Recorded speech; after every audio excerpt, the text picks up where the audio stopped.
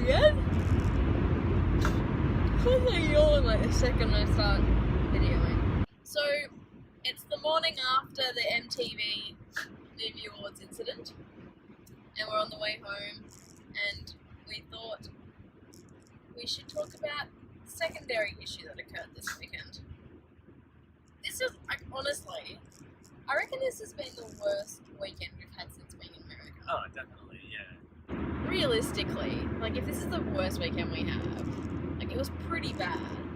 Like, we're doing alright. Yeah, no one got sick and Yeah. didn't get hurt or have a car crash or something. Oh. Oh, I haven't got home yet, but yeah. So, we booked our accommodation to stay. Well, we booked it to stay at a hostel.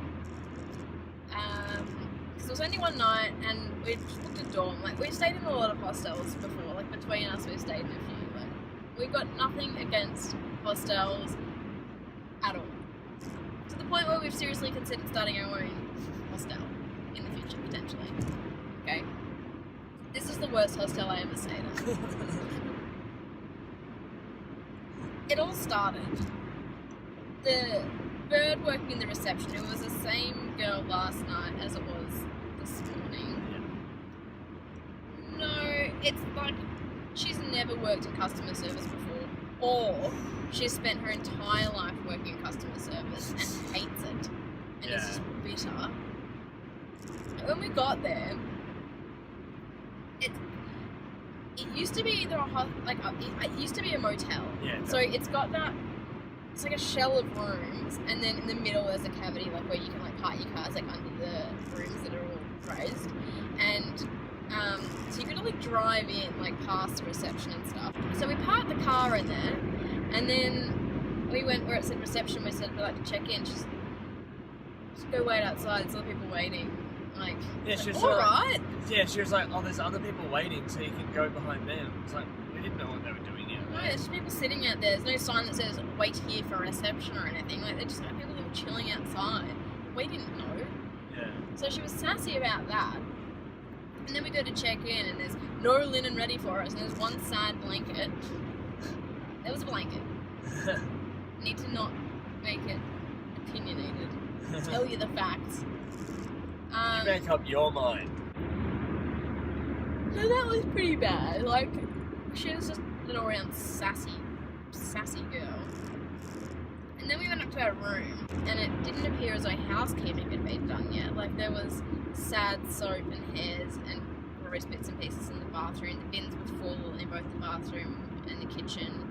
There was food in the kitchen. There was crumbs and stuff all over the floor in the bedroom. But it did appear as though we were the only people in the room. So it was like 6 bunk beds. Except there was a bag on one of the top bunks, which is still there, and no one ever slept in that bed, so I don't know.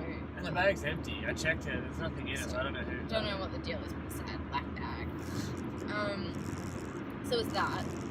And then, so we got there around 2:30, and yeah, so the linen and everything wasn't ready. And while Lincoln was dropping his keys off at the reception, I was waiting by the car, and there's this woman in the car park who's like, "Hey lady," to me. I was like, first of all, that's not a very nice way to address somebody, especially when she could have like taken 10 steps and come over and spoken to me. It's not like she couldn't have approached me. Yes, it was raining, but just, you know, it's your job. She's like, "You got your sheets?" It's like, "No," and so she gave me like 2 bundles of sheets, which was good because it meant that we didn't have to deal with that later.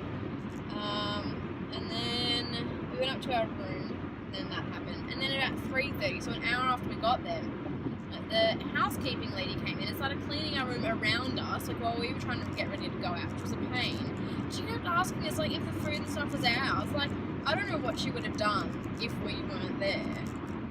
Because we did have food. Because we did have food, so we had to like tell which bits were ours and which ones weren't. So I don't know if she would have just kept it all there Or thrown it all out. Either way, that was a bit odd. Like, I don't know why the room wasn't ready for us. Like, the place wasn't not at full capacity. It's not like, I don't know, it just seemed odd. So there was that. So the room did get clean, but it still wasn't super clean. Like, fast tracking to later in the night, I considered sleeping on the floor because I thought it might be more comfortable than the bed, but the floor was dirty, so I didn't do that. And then the blinds, then we got back later, and because the kitchen is off the room, which is like all the rooms have got their own little kitchens, I guess, because it's like a converted motel.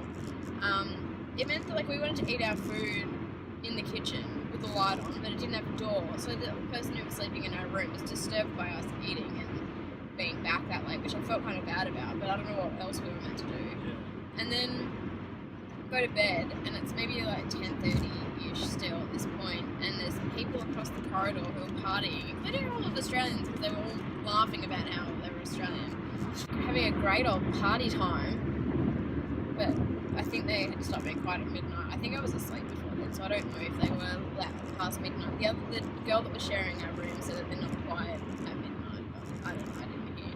But the blinds leading into the room were broken, so although they were closed the whole time, there were these big gaps in them. So there's light coming from the like courtyard thing. It was coming into our room all night. The bed was just an all-round uncomfortable, sad rock bed with the thinnest of sheets, with those like little like when you wear a paper sheet for ages and it starts to get those like little balls and piles I don't know.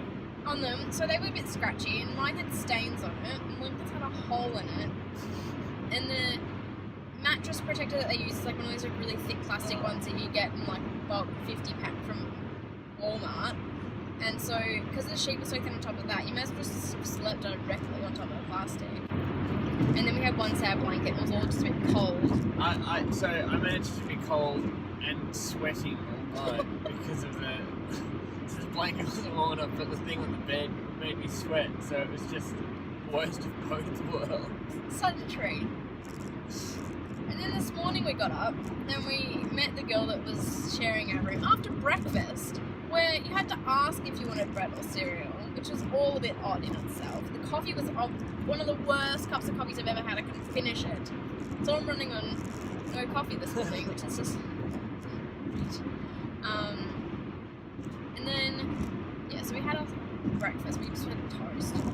I went up to our room, met the girl that was sharing our room, and she said that she had been staying there earlier, like a week ago, and when she returned for this day, they said that she could keep her old room. So she went to her old room and all the beds were taken, so she couldn't go in there. So they moved her to our room.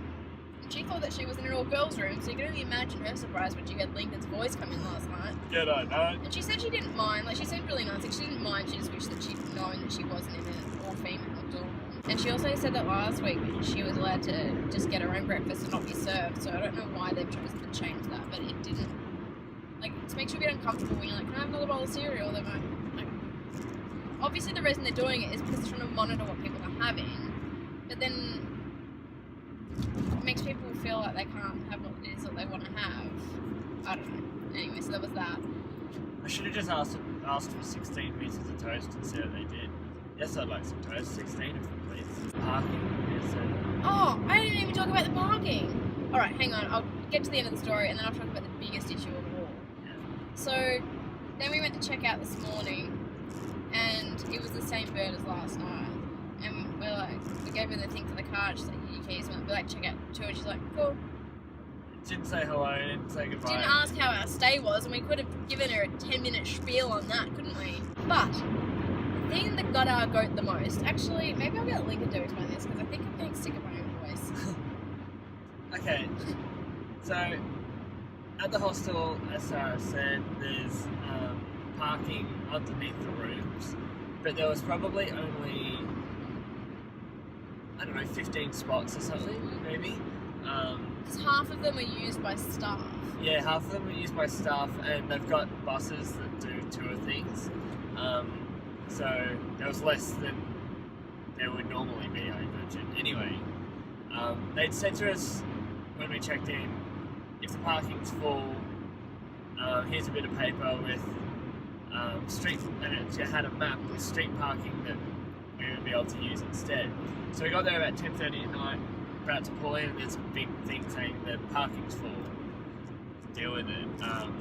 So, okay, alright, we got the little map they gave us, so let's figure that out. So, let's say there were 4 sections of parking around the hostel that we could use. 2 of them we couldn't use at that time because you'd get towed at that time of the day. So they were off the table. So we investigated the other 2, and they were completely full. Like, every single spot was taken, and there was lots of sections where, you know, if there was a fire hydrant, it was painted red and you couldn't park there. They were parked right up to that, so, and like, we pulled out into a 7-Eleven, and I said to Sarah, what do? Like, we literally can't even get into our room because we can't park the car anywhere. We seriously considered at that point doing whatever it was we could to stay awake for 5 hours and just driving home. Yeah, that was at about 10.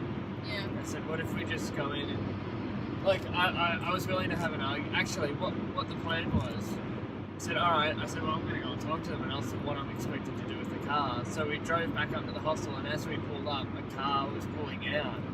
We looked at each other, like, does that mean there's a spot there now? So we pulled in and there was a spot, so we got a spot, but if there hadn't been, I would have just pulled up at the gate, and I was going to have an argument with them and say, I want my money back for the room because I can't use the room, because there's nowhere to put the car, so we're going to go home. So it would have been a horrible fight, because they wouldn't have wanted to give us the money back at that stage. Yeah. Like, we checked their website to see what it says about parking, and it does